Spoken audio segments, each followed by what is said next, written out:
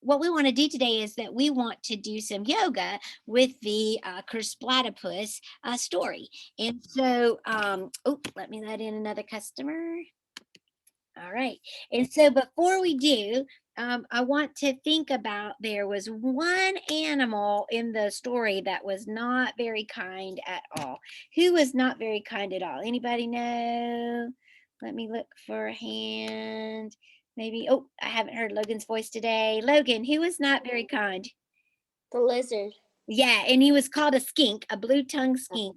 And he was really kind of, how was he not kind, Logan? He called him a KERSPLATypus because he keeps splatting. Yes, he called them names because he couldn't figure out where he belonged, and he also did a lot of laughing, right?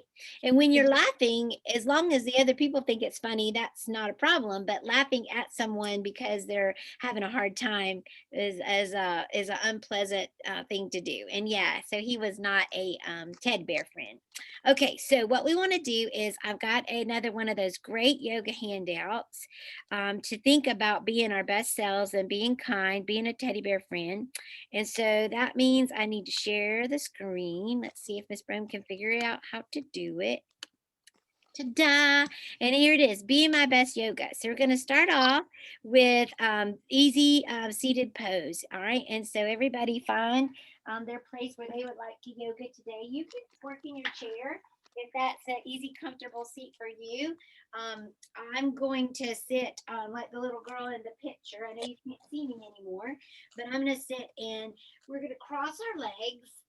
And if you choose to get out of your chair and cross your legs, then say to yourself, oh, this is the way I always cross my legs.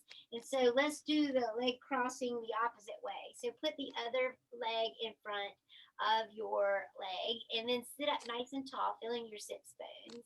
And then take a big breath in and a big breath out. And you can say out loud or you can say in your imagination, I am kind to all.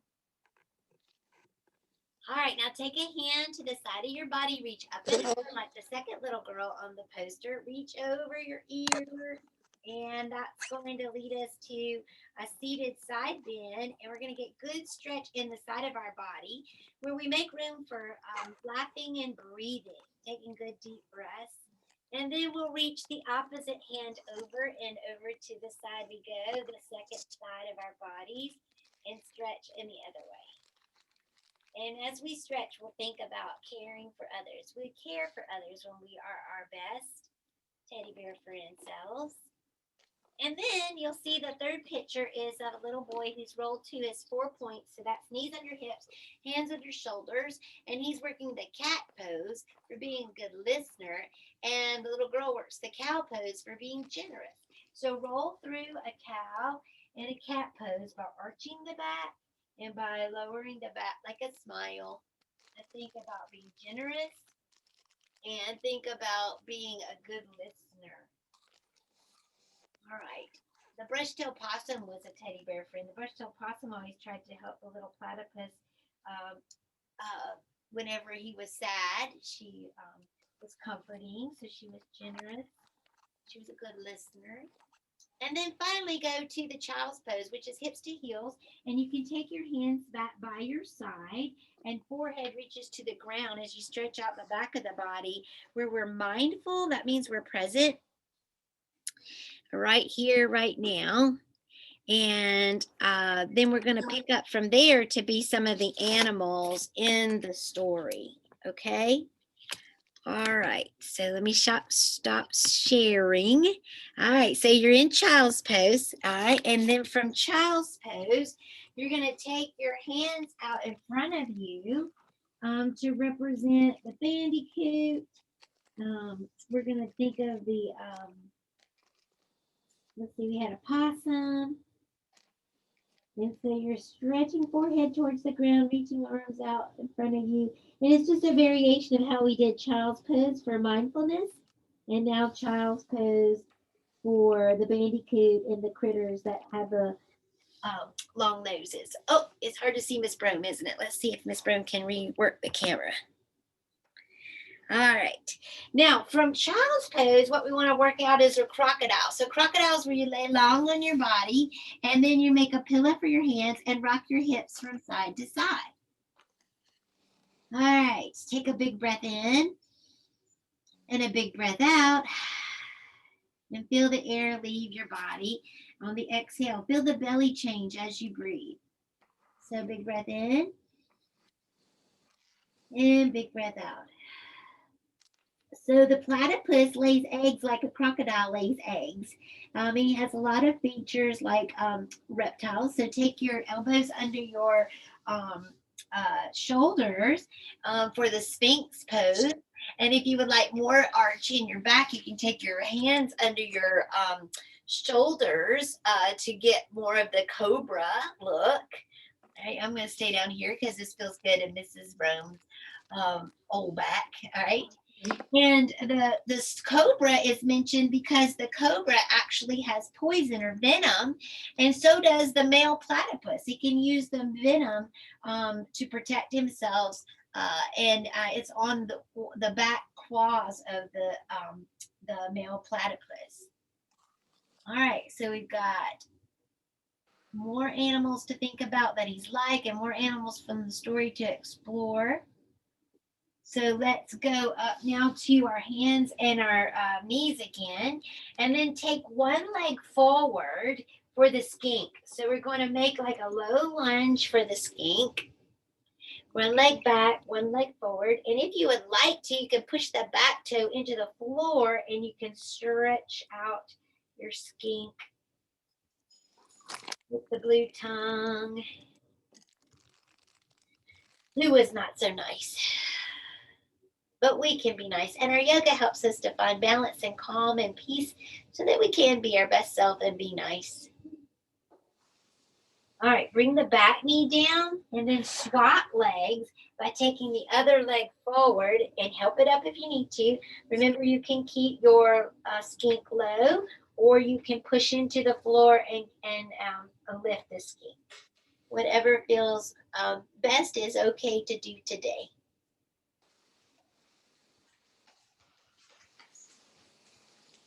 Breath in, big breath out.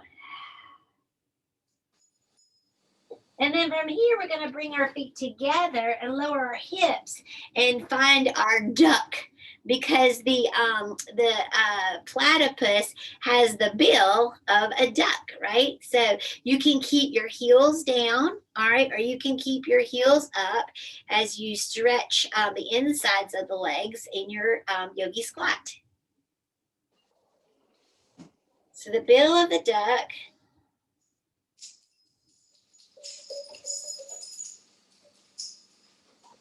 And then we're going to come to a forward fold by taking hands to the floor and pushing your feet into the floor and the hips high. Find forward fold.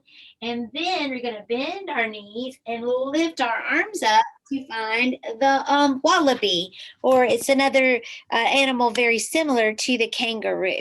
All right. So your hips are down, your hands are high. And then if you would like to, you can take your palms to the chest in your wallaby.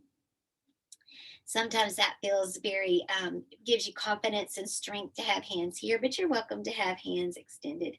And this kind of has the look, right, of the wallaby with his pouch right there and the bent knees of the jump.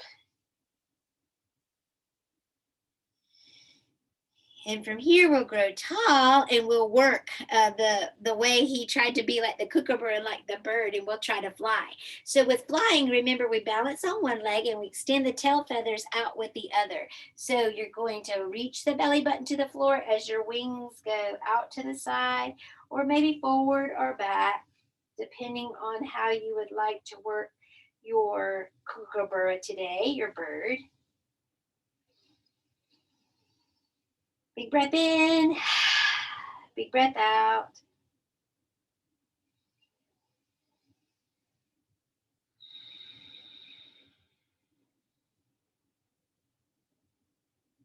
And one more big breath. And then lower the leg and then try to fly your kookaburra on the opposite leg. So you're balanced on the other leg. So grow roots into the floor with this foot. Be nice and strong. Tip the belly button to the floor. Wings can be out to the side or back or forward as you fly your kookaburra in this direction.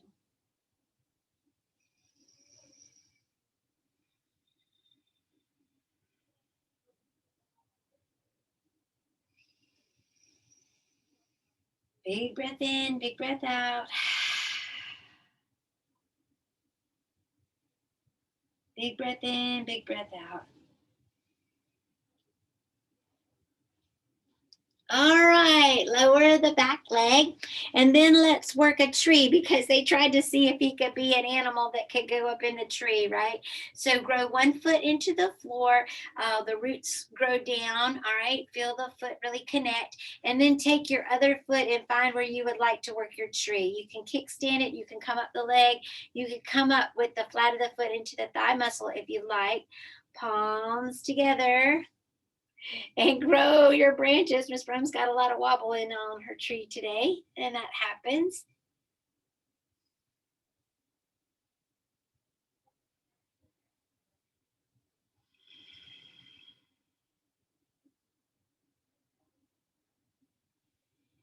And then lower the branches of your tree, and the leg that's up comes down, and the down leg shakes out.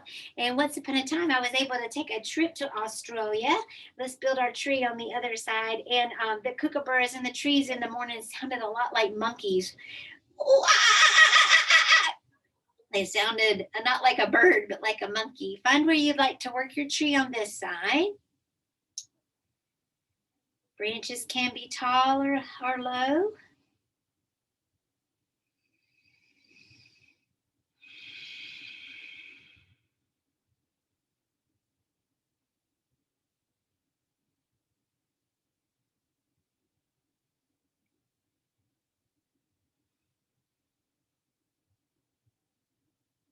And then you can make your way back to your platypus tail, that tail that looks a lot like a beaver. Let's see, I saw a chat message pop up while we were balancing. Yes, it is, Mia, very much so. She said, your room is messy, Miss Brown. That's because Miss Brown has a lot of things that she's thinking about, a lot of projects happening. Okay, so you're welcome to go back down and rest on the floor. You can rest in your chair. You can do the rest that Miss Brown loves, which is the legs up the chair, you know, or up the wall, where you sidle up to the chair and then you put your legs in the chair and rest. But however you would like to do it. Today, what we're going to do is you can be a platypus, and you can think about either sitting on your nest of eggs, or you can swim in the river, or you might would like to what else could you do if you were a platypus? You might like to think about trying to climb the tree or trying to fly. Or maybe if you want to take this story to the idea that you just need to be the very best version of you, maybe you want to think about the thing that you love to do, like the platypus finds where he belongs is in the river.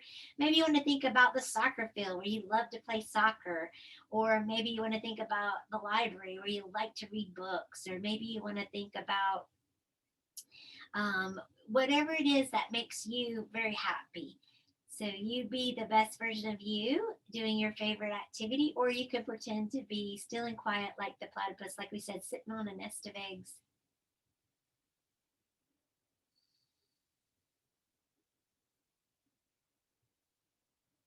Let your body feel the surface in which it connects to, if it's your back body or your sits bones.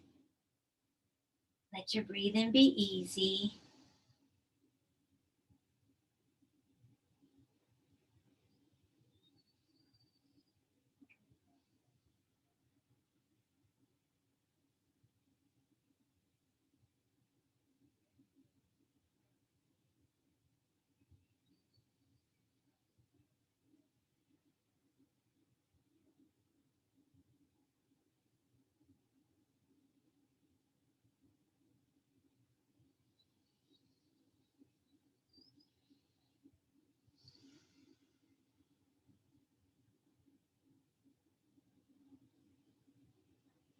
And take one more big breath in and out. And begin to invite some movement back into your body by wiggling fingers and toes and rolling your ankles and your wrists. Pull your knees to your chest if that's appropriate, or stretch out long. And then roll to your favorite side and maybe curl there for a breath or two.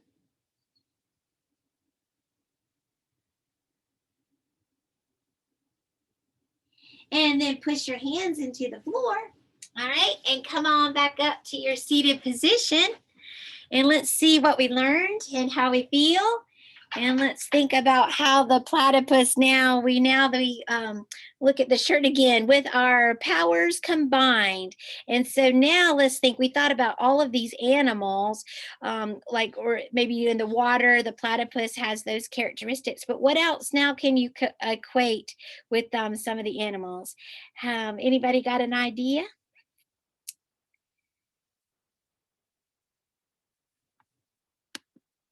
All right, we got some hands up. I see them now. Caroline, how is one of these animals like the platypus? The alligator is like the platypus because it swims in the water. It swims in the water, and they both lay eggs too. Yeah. All right, Yuri, what are you thinking? I also wanted sorry, to Caroline, we'll come back to you. Okay. That the cobra and the platypus both have poison. Yes, I did not know that about the venom. That was kind of interesting to me that it has that protection. All right, Caroline, you weren't through talking. What did you want to say?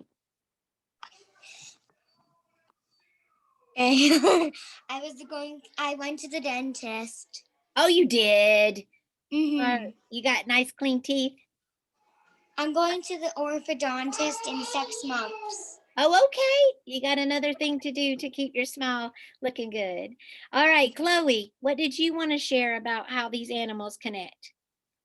The alligator, all of them, except the snake, they all have beaks.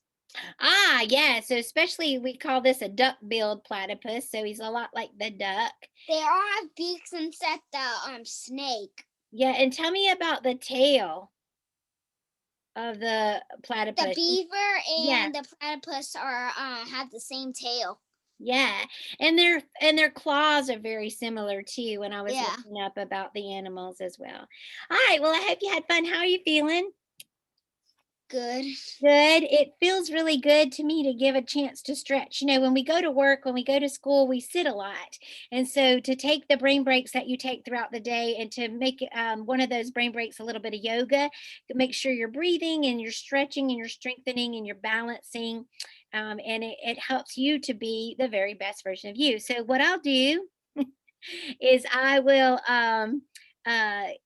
put the Be My Best Yoga poster. I'll email it to Miss Sweatman so that you have it available and can download it and maybe put on your refrigerator and maybe can try some of those moves from time to time. And then you can also always probably incorporate a standing position wherever you are with a bird pose, like when we flew like the kookaburra or like the tree. Those are good to know. All right, let's sing our Namaste song and then we will say goodbye. All right. Somebody had a thought. Was that Chloe? Mm-hmm. I got a new game from the Easter Bunny. It's like a jump rope, but you do it on your feet. Oh my goodness, that sounds like good exercise. You can do it whenever you want. Carter tried it because she's like 3 houses away from me. Oh, very good. All right, let's sing. Put your hands together, palms together, thumbs to the heart, and we'll sing Namaste is what we say to the good in you, from the good in me. Say Namaste every day, and the world will live in harmony. Yay, yogi friends. Thank you so much for listening.